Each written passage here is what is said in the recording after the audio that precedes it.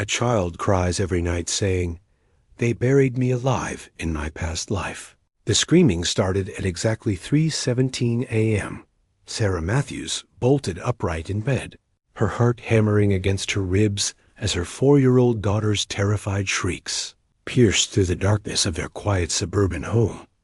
But these weren't ordinary nightmares. Emma's voice carried a raw, primal terror that seemed to come from somewhere far deeper than a child's imagination. "They're putting dirt on my face," she wailed. "I can't breathe. Please don't bury me. I'm still alive." What happened next would shatter everything Sarah thought she knew about her daughter, her family, and the very nature of life itself. Because when Sarah rushed into Emma's room that night, she found her little girl sitting bolt upright in bed, her eyes wide open, but staring at something that wasn't there, speaking in a voice that didn't quite sound like her own. "My name is Margaret. I was only 19. They thought I was dead, but I wasn't. I could hear everything." The beginning of something impossible. Sarah Matthews had always prided herself on being rational. As a pediatric nurse at Boston Children's Hospital, she'd seen enough genuine medical mysteries to know the difference between imagination and something more serious. But nothing in her 15 years of medical experience had prepared her for what was happening to her daughter. The nightmares had started 3 weeks earlier, just after Emma's 4th birthday. At first, they seemed like typical childhood fears. Monsters under the bed, scary shadows on the wall. But as the nights passed, the dreams became more specific, more detailed, and infinitely more disturbing. Emma would wake up gasping, clawing at her throat, begging invisible people not to put her in the ground. She spoke of being in a wooden box, of hearing voices above her, of scratching at wood until her fingernails bled. Most unsettling of all, she insisted these weren't dreams at all. "Mommy, it really happened to me," Emma would say with the matter-of-fact certainty that only small children possess. "Before I was Emma, I was Margaret, and they buried me when I wasn't really dead." Sarah's husband, David, a software engineer with an even more analytical mind than his wife, initially dismissed the episodes as an overactive imagination fueled by too much television. Kids this age can't tell the difference between dreams and reality, he insisted.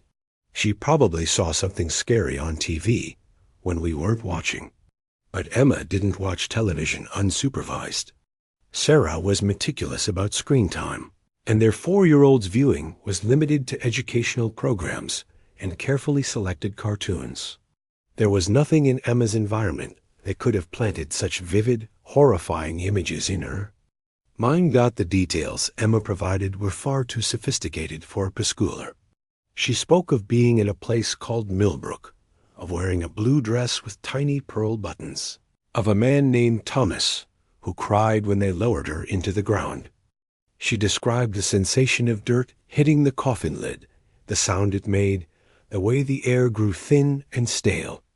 "The doctor said I had the fever and that I died," Emma explained one morning over breakfast, spreading jam on her toast with the same casual tone she might use to discuss her favorite color.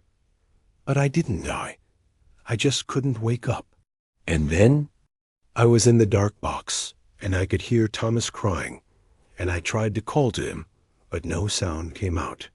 Sarah felt a chill run down her spine. Emma had never heard the word fever used in a medical context. At 4, she barely understood what death meant, let alone the concept of being misdiagnosed as deceased. The investigation begins and able to shake her growing unease. Sarah decided to document everything.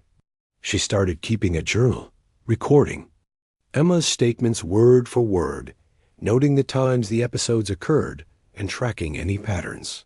What she discovered made her question everything she thought she knew about the world. Emma's stories were remarkably consistent. Night after night, she provided the same details about Margaret's life and death. She was 19 years old, lived in a place called Millbrook in the year 1847, and had fallen ill with what she called the sweating sickness. The local doctor, overwhelmed by an epidemic sweeping through the town, had pronounced her dead after. She fell into a deep, unresponsive state, but Margaret hadn't been dead. She had been suffering from what modern medicine would recognize as a severe case of encephalitis lethargica, a rare condition that can cause patients to fall into a death-like coma while remaining partially conscious. In 1847, without modern medical equipment, such a misdiagnosis would have been tragically easy to make. Emma described the funeral preparations with disturbing accuracy. She spoke of being dressed in her best blue dress, of having her hair braided, with white ribbons, of being placed in a pine coffin that smelled of fresh wood and linseed oil. She remembered the weight of the coffin lid being nailed shut, the sensation of being carried, and the terrifying moment when dirt began hitting the wood above her face. Most heartbreaking of all, she remembered Thomas, her fiancé, begging the others to wait, insisting something wasn't right. But his pleas were dismissed as grief-induced denial. Sarah found herself researching historical records, something she never imagined she'd be doing as the mother of a 4-year-old. She discovered that Millbrook was indeed a real place, a small town in Massachusetts that had been devastated by a typhus epidemic in 1847. The town's cemetery records from that period showed dozens of deaths over just a few months, many of young people, but it was what she found next that made her hands shake as she stared at her computer screen. The discovery, 3 weeks into her research, Sarah stumbled across a digitized newspaper archive from the Worcester County Historical Society. Buried in the pages of the Millbrook Weekly Gazette from September 1847 was a small article that made her blood run cold. Local tragedy shocks. Community.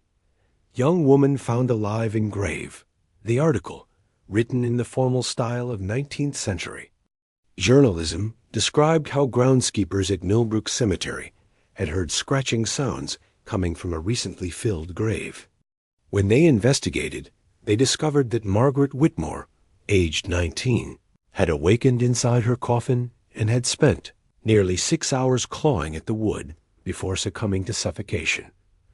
The article mentioned that Margaret had been engaged to Thomas Hartwell, a local blacksmith who had insisted at her funeral that she looked too peaceful for one truly departed. It noted that she had been buried in her finest blue dress, and that the tragedy had prompted the town to implement new procedures for confirming death.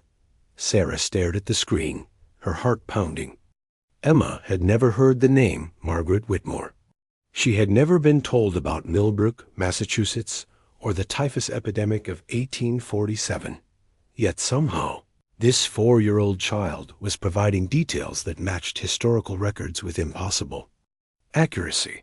That night, Sarah showed the article to David. For the first time since the nightmares began, she saw doubt creep into her husband's rational worldview. "It has to be a coincidence," he said, but his voice lacked conviction. "Maybe she overheard something, or saw something online, ... David, she's 4 years old. She can barely read her own name. How could she have accessed 19th century newspaper archives?" They sat in silence, both struggling to process what they were seeing. Their daughter, who still needed help tying her shoes and sometimes forgot to use the potty, was somehow connected to a historical tragedy that had occurred more than 175 years ago. The emotional toll as the weeks passed, the nightmares intensified. Emma would wake up not just screaming, but physically clawing at her throat and chest, leaving red marks on her pale skin. She began refusing to sleep in her own bed, terrified of the darkness and enclosed spaces. The episodes were taking a toll on the entire family. Sarah found herself exhausted, jumping at every sound Emma made during the night. David, despite his skepticism, installed a baby monitor in Emma's room and found himself checking it obsessively. Their marriage began to strain under the weight of sleepless nights and the growing tension between Sarah's belief and David's denial. Emma's behavior during the day began to change as well. She developed an intense fear of small spaces, refusing to play in her favorite hiding spots or even sit in the back seat of the car if the windows were up. She became obsessed with breathing, often asking Sarah to confirm that she was really alive and that her heart was really beating. Most disturbing of all, Emma began to display knowledge and behaviors that seemed far beyond her years. She would comment on the weather with the wisdom of someone who had lived through harsh winters. She showed an inexplicable fear of doctors, becoming hysterical when Sarah mentioned taking her for her annual checkup.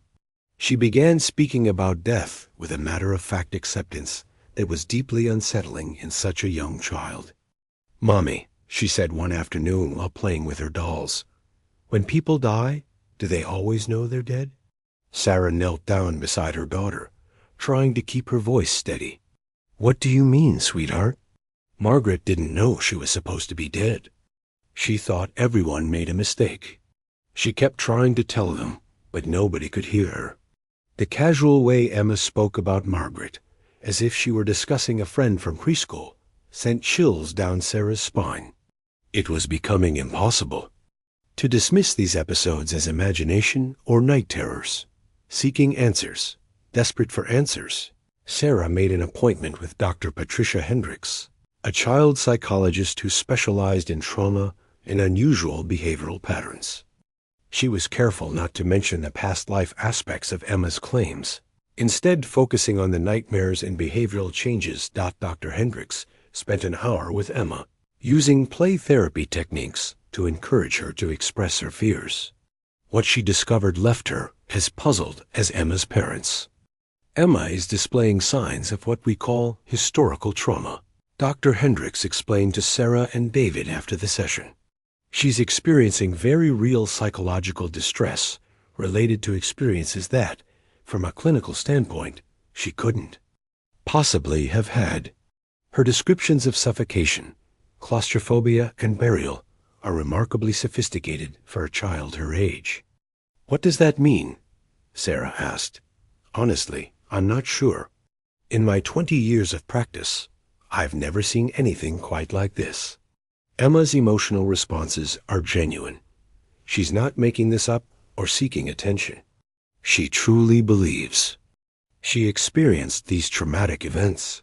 But the level of detail and historical accuracy she's providing is unusual. Dr. Hendricks recommended a series of sessions to help Emma process her fears.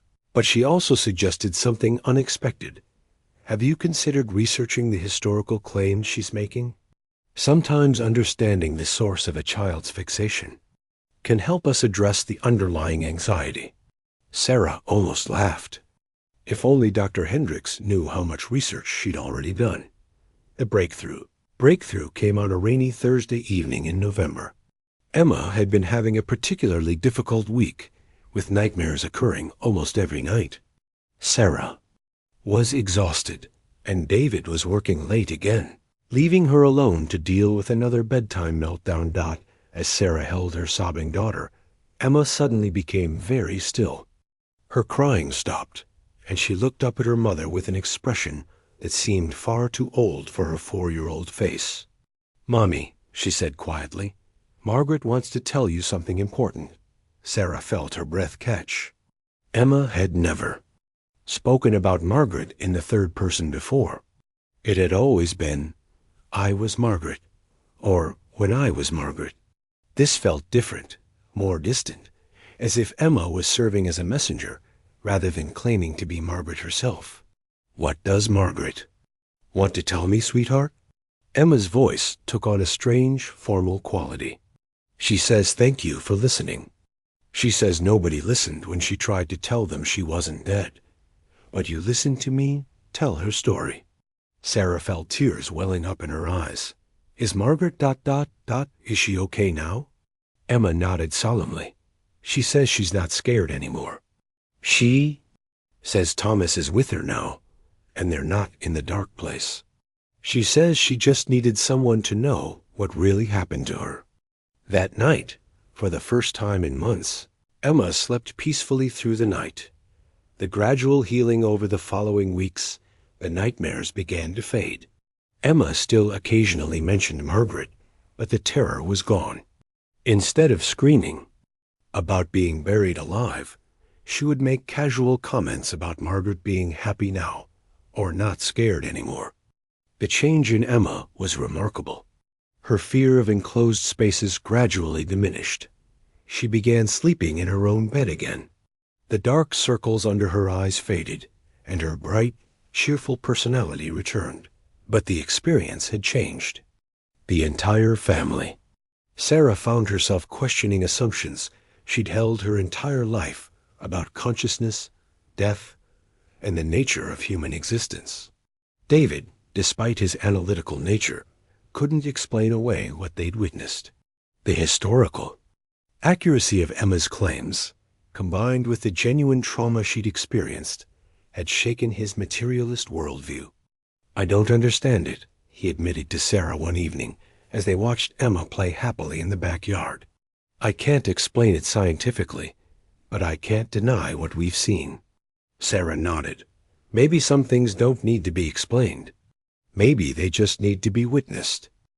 The final revelation 6 months after the nightmares began, Sarah made one final discovery that brought everything full circle. While researching genealogy websites out of curiosity, she decided to trace her own family history. What she found took her breath away. Her great-great-grandmother had been named Margaret Sarah Whitmore. She had died in Millbrook, Massachusetts, in 1847 at the age of 19. According to family records that Sarah had never seen before, Margaret had been engaged to a blacksmith named Thomas Hartwell and had died during a typhus epidemic. The records also contained a disturbing family legend. Margaret had been found alive in her grave, but had died before she could be rescued. The trauma of this event had supposedly haunted the family for generations, with several relatives reporting dreams about being buried alive. Sarah stared at the genealogy records, her hands trembling. Emma wasn't just telling the story of some random historical figure. She was somehow connected to her own ancestor, a woman who had died more than 175 years ago, but whose story had never been properly told or acknowledged. That evening, Sarah sat Emma down for one final conversation. About Margaret. "Emma, do you remember when you used to have scary dreams about Margaret?" Emma nodded. "But she's not scared anymore, Mommy. She's happy because her story got told." "Do you know why Margaret's story was so important to you?" Emma thought for a moment, then smiled with the wisdom that had become familiar to Sarah over these strange months. "Because she's family, Mommy, and family takes care of each other, even when they're far away." The new normal today, Emma is a typical 5-year-old who loves princess dresses, finger painting, and bedtime stories. She rarely mentions Margaret anymore, and when she does, it's with the casual fondness one might have for a distant relative. The nightmares are gone, replaced by normal childhood dreams about flying and talking animals, but the experience has left its mark on the Matthews family. They've become more open to possibilities they once would have dismissed. Sarah has connected with other families who've had similar experiences, discovering that children claiming to remember past lives is more common than she ever imagined. Dr. Hendricks continues to follow Emma's case, fascinated by the psychological and therapeutic implications of what occurred. She's begun researching similar cases, wondering if there might be more to consciousness and memory than traditional psychology. Acknowledges David has started reading books about quantum physics and consciousness studies, trying to find a scientific framework that might explain what they witnessed. While he hasn't found definitive answers, he's learned to be comfortable with mystery and uncertainty in ways he never thought possible. Most importantly, Emma seems to have gained something profound from her connection to Margaret's story. She displays an unusual empathy for others, particularly those who feel unheard or misunderstood. She has an intuitive understanding of fear and comfort that seems far beyond her years. but in a healthy, healing way rather than the traumatic way it manifested during the nightmares. Reflections on the impossible the Matthews family's experience raises questions that have no easy answers. Was Emma truly remembering a past life, or was she somehow tapping into ancestral memories past down through generations? Was Margaret's spirit seeking closure for a traumatic death, or was Emma's young mind processing inherited trauma in an extraordinary way? Perhaps the most important question isn't about the mechanism behind what happened, but about its meaning. A young woman who died in terror and isolation more than a century ago had her story finally heard and acknowledged. A traumatic family legacy was brought to light and healed. A little girl learned that even the most frightening experiences can be overcome with love, patience, and the courage to listen. Sarah often thinks about the night when Emma first spoke Margaret's name. She remembers feeling terrified and helpless, unsure how to help her daughter or understand what was happening. Now she realizes that the most important thing she did was simply listen, to take Emma's experiences seriously, to investigate rather than dismiss, and to provide comfort without requiring complete understanding. The experience has taught the entire family that love transcends time, that stories demand to be told, and that sometimes the most profound healing comes from simply bearing witness to another's pain. Emma may not remember being Margaret Whitmore, but Margaret's story lives on through her, not as trauma, but as a testament to the power of being heard, believed, and loved across the boundaries of time and death. In the end, perhaps that's what matters most, not whether we can explain the impossible, but whether we can respond to it with compassion, courage, and an open heart. The story of Emma and Margaret reminds us that the human experience contains mysteries far deeper than we often acknowledge. In our rush to explain and categorize everything, we sometimes miss the profound beauty of simply witnessing and honoring the inexplicable moments that touch our lives.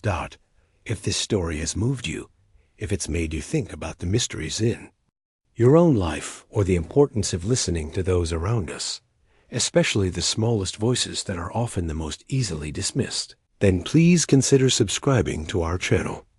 We're committed to sharing more stories like this one, stories that explore the beautiful, mysterious, and deeply human experiences that connect us all across time, space, and understanding. Your subscription helps us continue bringing these important stories to light, ensuring that voices like Margaret's and Emma's continue to be heard.